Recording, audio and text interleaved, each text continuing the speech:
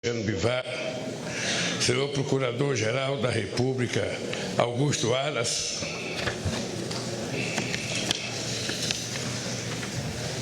minha querida companheira e esposa Janja, nossa querida companheira e esposa do Alckmin, Lu Alckmin, meu querido companheiro José Sarney, presidente da República, minha querida companheira Dilma Rousseff, presidente da República,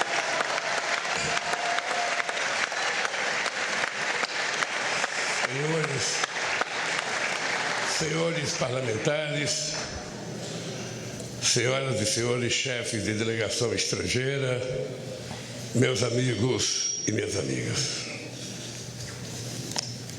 Pela terceira vez, compareço a este Congresso Nacional para agradecer ao povo brasileiro o voto de confiança que recebemos.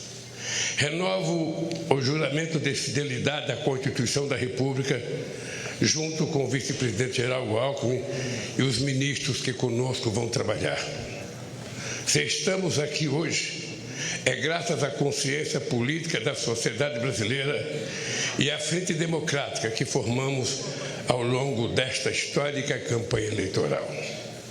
Foi a democracia a grande vitoriosa nesta eleição, superando a maior mobilização de recursos públicos e privados que já se viu, as mais violentas ameaças à liberdade do povo, a mais abjeta campanha de mentiras e de ódio tramada para manipular e constranger o eleitorado brasileiro.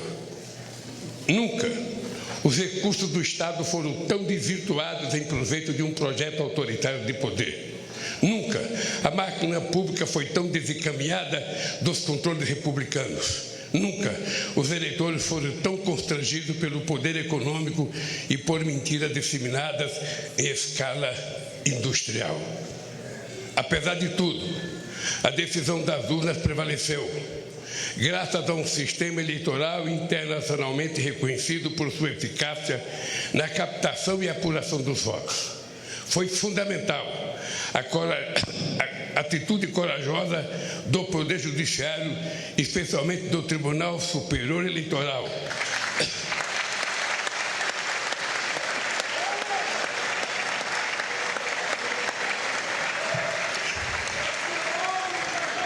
para fazer prevalecer a verdade das urnas sobre as violências de seus detratores. Senhoras e senhores, ao retornar a este plenário da Câmara dos Deputados, onde participei da Assembleia Constituinte de 1988, recordo com emoção os embates que travamos aqui democraticamente para inscrever na Constituição o mais amplo conjunto de direitos sociais, individuais e coletivos, em benefício da população e da soberania nacional. 20 anos atrás, quando fui eleito presidente pela primeira vez, ao lado do companheiro vice-presidente José Alencar, iniciei o discurso de posse com a palavra mudança. A mudança que pretendíamos era simplesmente concretizar os preceitos constitucionais, a começar pelo direito à vida digna, sem fome, com acesso ao emprego, à saúde e à educação. Disse naquela ocasião que a missão de minha vida estaria cumprida quando cada brasileiro e brasileira pudesse fazer 3 refeições por dia.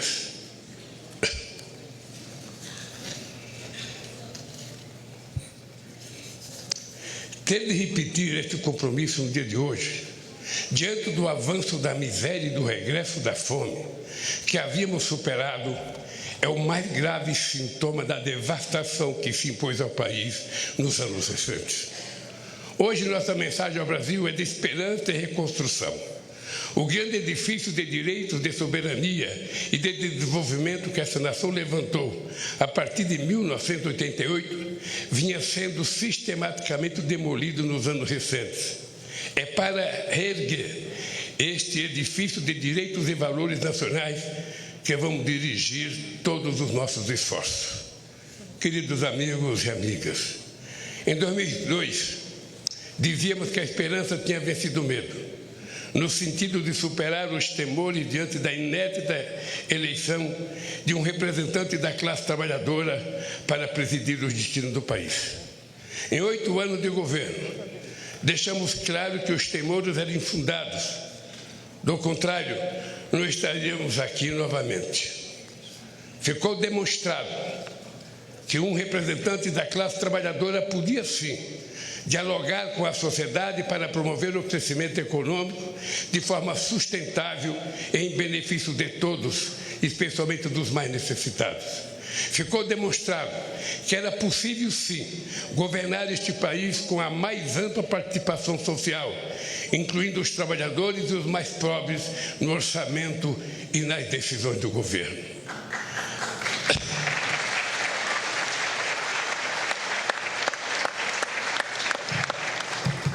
Ao longo desta campanha eleitoral, vi a esperança brilhar nos olhos de um povo sofrido, em decorrência da destruição de políticas públicas que promoviam a cidadania, os direitos essenciais, a saúde e a educação.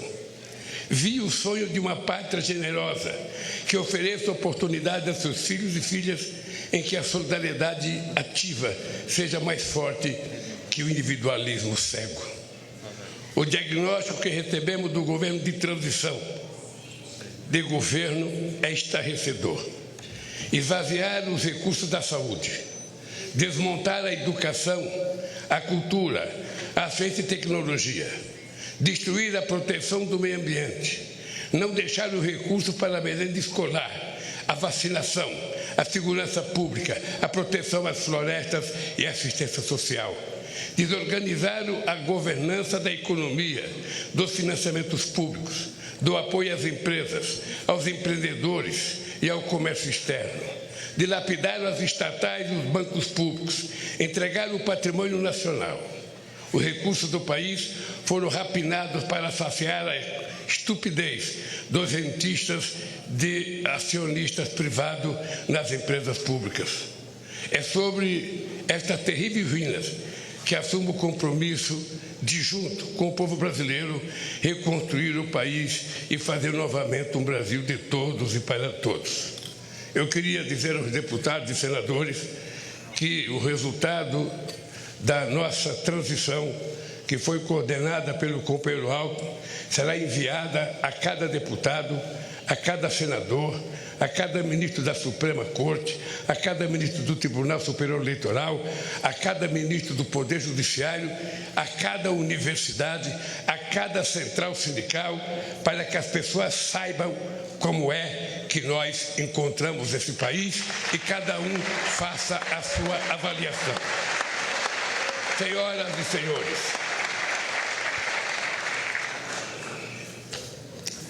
diante do desastre orçamentário que recebemos, apresentamos ao Congresso Nacional proposta que nos permitiu apoiar a imensa camada da população que necessita do Estado para simplesmente sobreviver. Quero agradecer à Câmara e ao Senado pela sensibilidade frente às urgências do povo brasileiro. Registro a atitude extremamente responsável do Supremo Tribunal Federal e do Tribunal de Contas da União frente às situações que distorciam a harmonia dos poderes. Fiz assim fiz, porque não seria justo nem correto pedir paciência para quem tem fome. Nenhuma nação se ergueu nem poderá se erguer sobre a miséria do seu povo.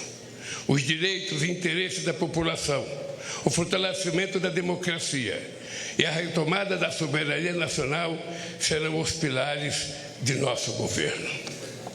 Esse compromisso começa pela garantia de do programa Bolsa Família renovado, mais forte e mais justo, para atender a quem mais necessita. Nossas primeiras ações visam resgatar da fome 33 milhões de pessoas e resgatar da pobreza mais de 100 milhões de brasileiros e brasileiras que suportaram a mais dura carga do projeto de destruição nacional que hoje se encerra. Senhoras e senhores, esse processo eleitoral também foi caracterizado pelo contraste entre distintas visões de mundo. A nossa, centrada na solidariedade e na participação política e social para a definição democrática dos destinos do país. A outra, no individualismo, na negação da política, na destruição do Estado em nome de supostas liberdades individuais. A liberdade que sempre defendemos é a de viver com dignidade, com pleno direito de expressão e manifestação e, sobretudo, de organização. A liberdade que eles pregam é a de oprimir o vulnerável, massacrar o oponente e impor a lei do mais forte acima das leis da civilização. O nome disso é barbárie. Compreendi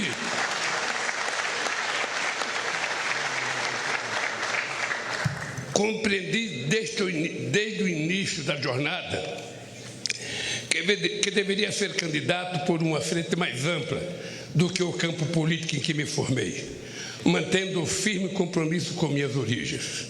Esta frente se consolidou para impedir o retorno do autoritarismo no país. A partir de hoje, a lei de acesso à informação voltará a ser cumprida. O portal da transparência voltará a cumprir seu papel. Os controles republicanos voltarão a ser exercidos para defender o interesse público. Não carregamos nenhum ânimo de revanche contra os que tentaram subjugar a nação a seus desígnios pessoais e ideológicos, mas vamos garantir o primado da lei. Quem errou responderá por seus erros com direito à ampla defesa dentro do devido processo legal. O mandato que recebemos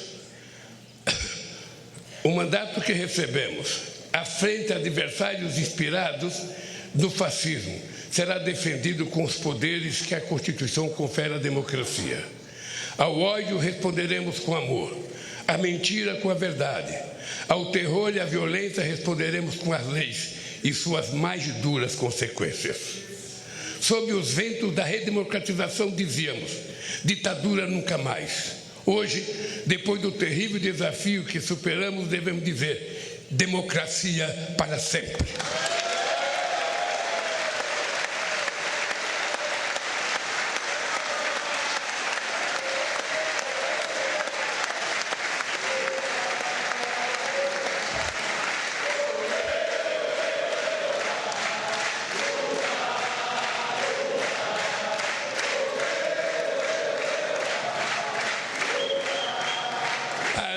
Para confirmar estas palavras, teremos de reconstruir em bases sólidas a democracia em nosso país.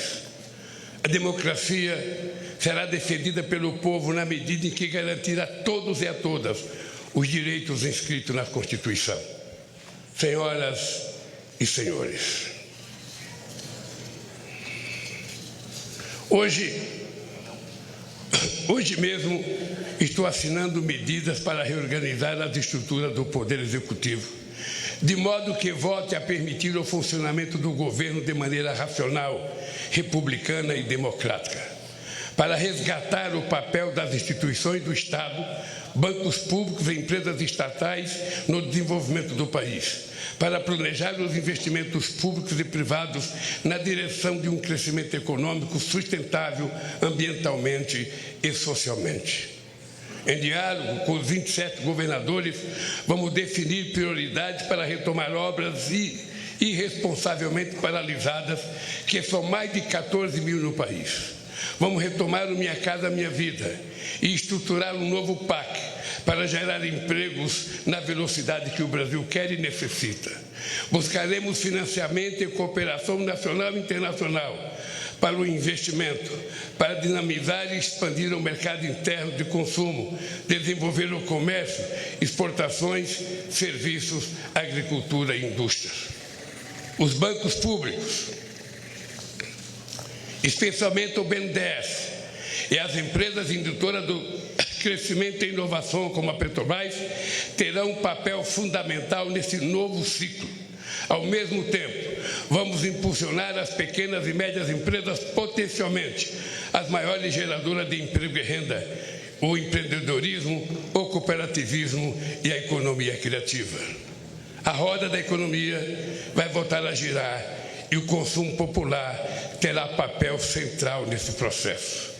Vamos retomar a política de valorização permanente do salário mínimo e estejam certos de que vamos acabar mais uma vez com a vergonhosa fila do INSS, outra injustiça restabelecida nesses tempos de destruição.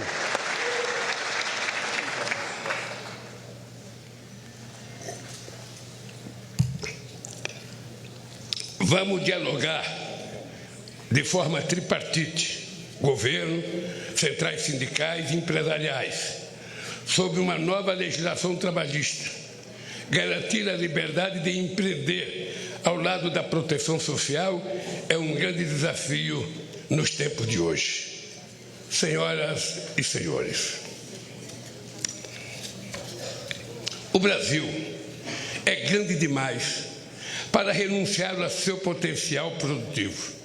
Não faz sentido importar combustíveis, fertilizantes, plataforma de petróleo, microprocessadores, aeronaves e satélites. Temos capacidade técnica, capitais e mercado em grau suficiente para retomar a industrialização e a oferta de serviços em nível competitivo. O Brasil pode e deve figurar na primeira linha da economia global. Caberá ao Estado articular a transição digital e trazer a indústria brasileira para o século XXI, com uma política industrial que apoia a inovação, estimula a cooperação público-privada, fortaleça a ciência e tecnologia e garanta acesso a financiamentos com custos adequados. O futuro pertencerá a quem investir na indústria do conhecimento, que será objeto de uma estratégia nacional planejada em diálogo com o setor produtivo, centro de pesquisas e universidades, junto com o Ministério da Ciência e Tecnologia e Inovação, os bancos públicos estatais, agências de fomento à pesquisa. Nenhum outro país tem as condições do Brasil para se tornar uma grande potência ambiental, a partir da criatividade da bioeconomia e dos empreendimentos da sociobiodiversidade. Vamos iniciar a transição energética e ecológica para uma agropecuária e uma mineração sustentáveis, uma agricultura familiar mais forte e uma indústria mais verde. Nossa meta é alcançar o desmatamento zero na Amazônia, a emissão zero de gás de efeito estufa na matriz energética.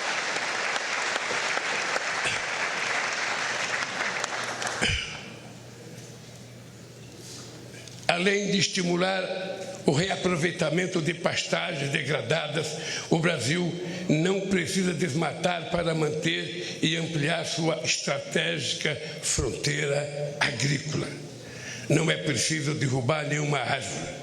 É só replantar os 30 milhões de hectares de terra degradada que a gente vai poder viver sem derrubar madeira, sem fazer queimada e sem precisar invadir os nossos biomas.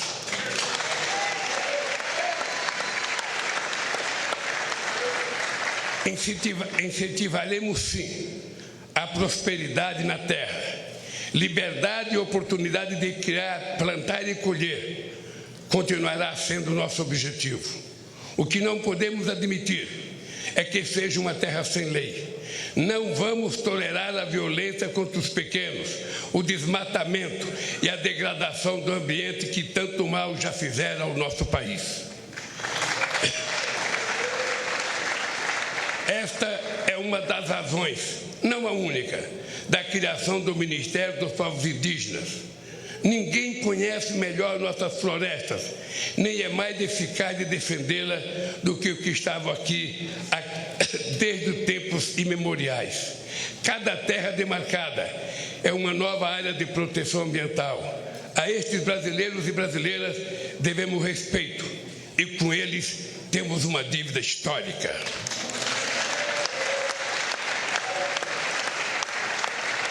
Vamos revogar todas as injustiças cometidas contra os povos indígenas. Queridos amigos e amigas, uma nação não se mede apenas pelas estatísticas, por mais impressionante que sejam. Assim como o ser humano, uma nação se expressa verdadeiramente pela alma de seu povo. A alma do Brasil reside na diversidade inigualável da nossa gente e das nossas manifestações culturais. Estamos refundando o Ministério da Cultura, com a ambição de retornar mais intensamente às políticas de incentivo e de acesso aos bens culturais interrompida pelo obscurantismo nos últimos anos. Uma política cultural democrática não pode temer a crítica nem eleger favoritos. Que brotem todas as flores e sejam colhidas todos os frutos da nossa criatividade. Que todos possam dela usufruir sem censura e sem discriminação.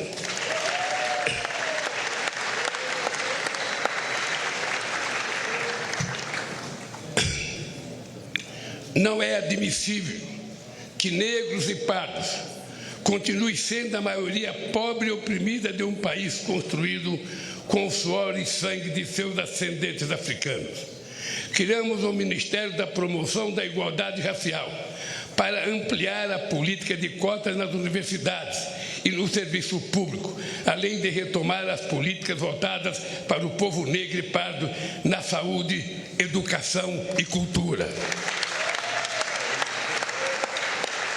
É inadmissível que as mulheres recebam menos que os homens realizando a mesma função, que não sejam reconhecidas em um mundo político machista, que sejam assediadas impunemente nas ruas e no trabalho, que sejam vítimas de violência dentro e fora de casa. Estamos refundando também o Ministério das Mulheres para demolir esse castelo secular de desigualdade e preconceito.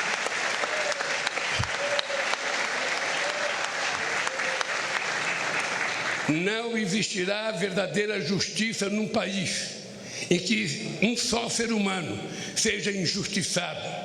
Caberá ao Ministério dos Direitos Humanos zelar e agir para que cada cidadão ou cidadã tenha seus direitos respeitados no acesso aos serviços públicos e particulares, na proteção frente ao preconceito ou diante da autoridade pública. Cidadania é outro nome da nossa querida democracia.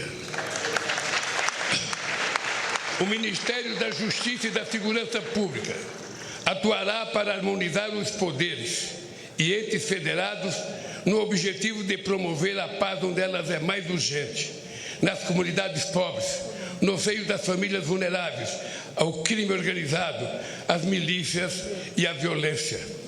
Venha ela de onde vier.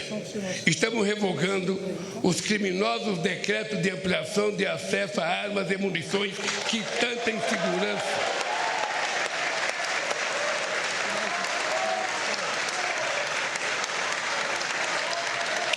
insegurança e tanto mal causaram às famílias brasileiras.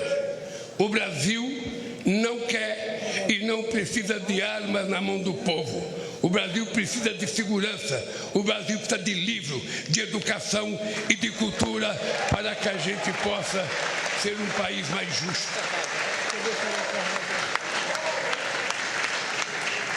Sob a proteção de Deus, inauguro este mandato reafirmando que no Brasil a fé pode estar presente em todas as moradas, nos diversos templos, igrejas e cultos. Neste país, todos poderão exercer livremente sua religiosidade. Senhoras e senhores, o período que se encerra foi marcado por uma das maiores tragédias da história, a pandemia de Covid-19. Em nenhum outro país a quantidade de vítimas fatais foi tão alta proporcionalmente à população quanto no Brasil. Um dos países mais preparados para enfrentar as emergências sanitárias, graças à competência do nosso Sistema Único de Saúde e da competência de vacinação do nosso povo.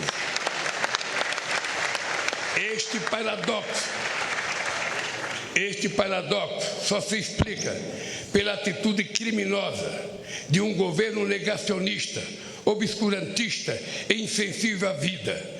As responsabilidades por esse genocídio hão de ser apuradas e não devem ficar impunes.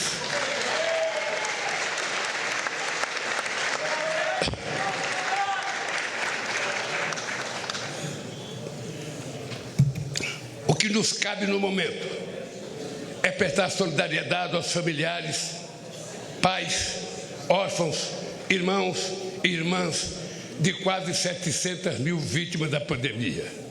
O SUS é provavelmente a mais democrática das instituições criada pela Constituição de 88. Certamente por isso foi a mais perseguida desde então e foi também a mais prejudicada por uma estupidez chamada teto de gastos que haveremos de revogar.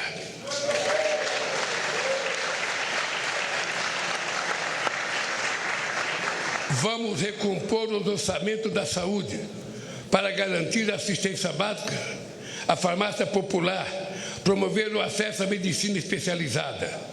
Vamos recompor os orçamentos da educação, investir em mais universidades, no ensino técnico, na universalização do acesso à internet, na ampliação das creches e no ensino público em tempo integral.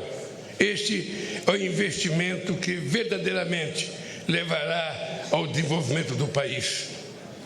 O modelo que propomos, aprovado nas urnas, exige sim compromisso com a responsabilidade, a credibilidade e a previsibilidade.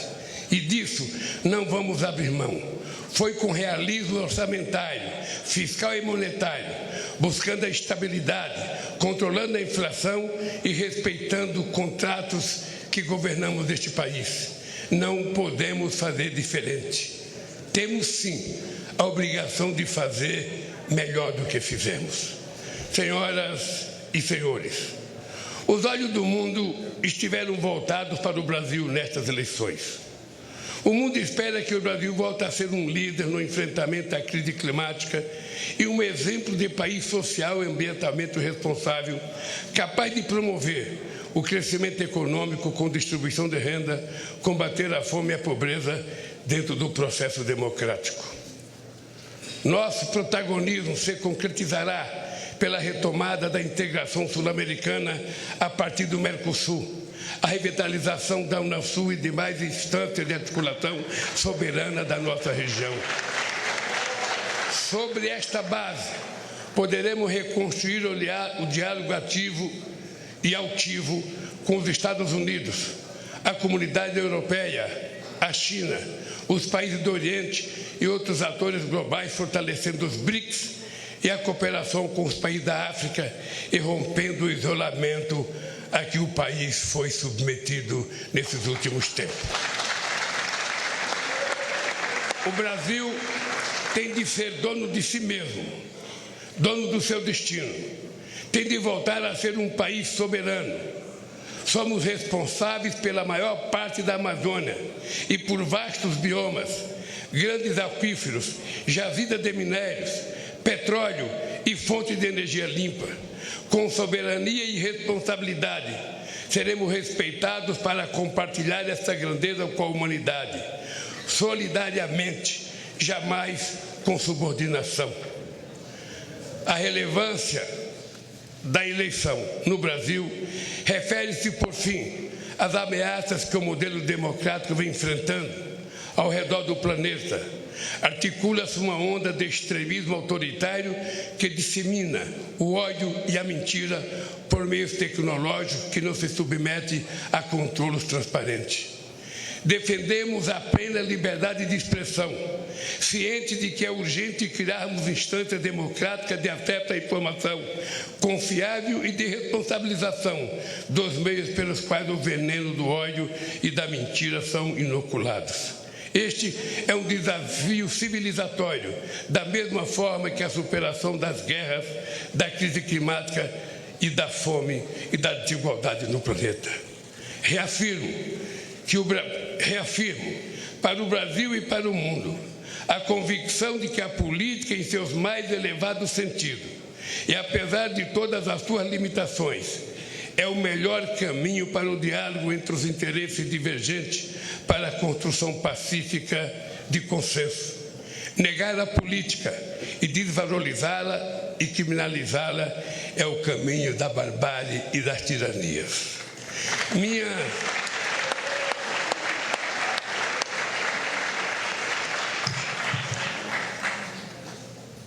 Minha mais importante missão, a partir de hoje, será honrar a confiança recebida e corresponder às esperanças de um povo sofrido, que jamais perdeu a fé no futuro, nem em sua capacidade de superar os desafios. Com a força do povo e as bênçãos de Deus, haveremos de reconstruir esse país. Viva a democracia! Viva o povo brasileiro! Muito obrigado, companheiros!